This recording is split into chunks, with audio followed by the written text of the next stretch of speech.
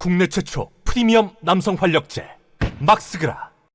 홍익표 원내대표, 제가 얘 원내대표 될 때부터 정청래가 밀어줍니다. 정청래는 시사타파 이종훈하고 형동생 하는 사이다. 예전부터 찐 수박이다. 이낙연과 도깨비들 멤버다. 이재명 죽이게 했던 놈이다. 학생운동할 때 한양대의 임종석이 총학생회장이고 홍익표는 단과대 학생회장 하면서 절친이다. 이재명 편이 들 리가 없고 친명일 수가 없다. 그렇게 얘기를 했는데도 홍익표 일 잘하는데 왜 까냐고 하시던 분들 어디 가셨습니까? 홍익표가 이명백 공관위원장한테 더 이상 공관위원장으로 인정할 수 없다 이러면서 항의를 했다고 합니다. 아니, 임명할 때 그러면 반대를 하든가 아니면 공천 룰 정할 때 난리를 치든가. 지네들이 다 만들어 놓은 공천 룰이에요. 신문 수박들이 만든 룰이 지금 시스템 공천입니다. 이재명이 디테일하게 다 바꾼 거 아니에요. 이제 와서 이미 다 정해놓은 룰로 시합하다가 지네들이 질 것 같으니까 룰이 잘못됐다고 이재명 탓을 하는 얘네들은 깡패 같은 애들이죠. 하여튼 원내대표가, 민주당의 원내대표라는 자가 얘네들이 정한 룰을 스스로 말이 안 된다고 하는 거는 민주주의를 파괴하네요. 솔직히 해당 행위고 출당 조치 내리면 좋겠는데 현실적으로 불가능하지만 홍익표는 이재명 죽이기 할 것이다. 제가 예측한 대로 뒤로 죽이기 하잖아요. 지 친구 임종석 공천하라고.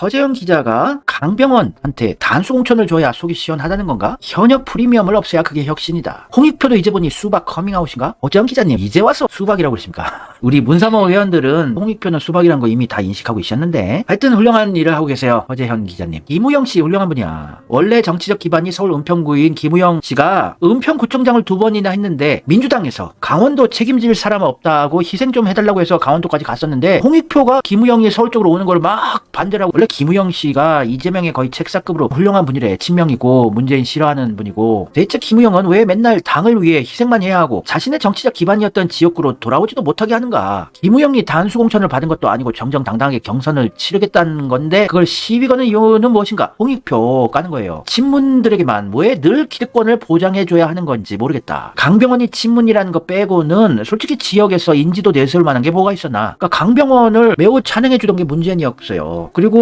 문재인이 찬양해주고 떠먹여주는 들은 거의 100%가 이재명을 죽이게 합니다. 강병원도 이재명 보고 죽으라는 비슷한 얘기를 한 적이 있어요. 성경 얘기하면서.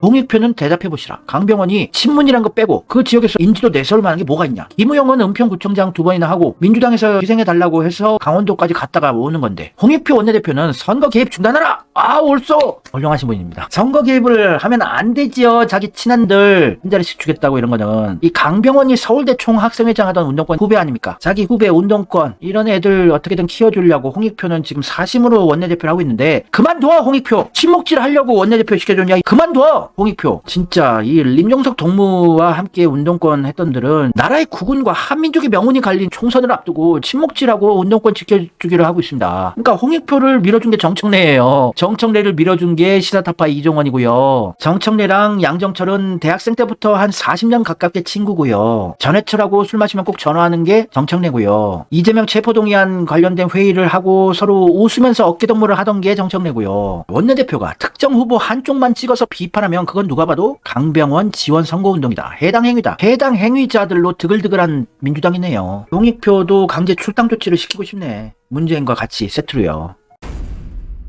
김우영 씨가 상당히 훌륭한 분이더라고요. 문재인의 실태를 알고 문재인과 친문 세력들 예전부터 비판했던 분이라고 들었습니다. 먼 길을 돌아온 듯 했지만 외롭지 않게 든든하게 다시 은평에 설 수 있도록 도와주신 친구님들 감사드립니다. 강원도당을 버리고 온 게 아니냐는 아픈 충고를 주신 분들께도 진심으로 미안한 마음을 전하며 더욱 분발하는 계기를 삼켰습니다. 겸손하신 분이네요. 강원도와 큰 인연이 있던 분도 아니었는데 은평구청장 하시다가 2번이나 민주당 차원에서 희생 좀 하고 오라고 해서 갔다 온 건데 다시 은평으로 돌아온 건데 미안한 마음도 이렇게 표현을 해주시고. 강한 야당 대의에 입각한 정치, 실천적 혁신가들이 주도하는 미래 정당 건설에 제가 가진 모든 것을 던지겠습니다. 3월 4일 유일 경선일입니다. 강병원 의원, 선의의 경쟁 서로 잘해봅시다.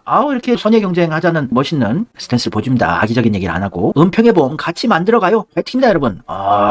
이재명과 뭔가 노선이 비슷해 보여요. 느낌이가 좋아요. 김우영 씨 진짜 이재명 좋아하는 분이라고 하고 문재인 친문 수박 예전부터 싫어했던 분이니까 그러면 그것만으로도 오케이요. 제가 자세히 어떤 분인지 모르겠습니다만 안 봐도 비디오예요.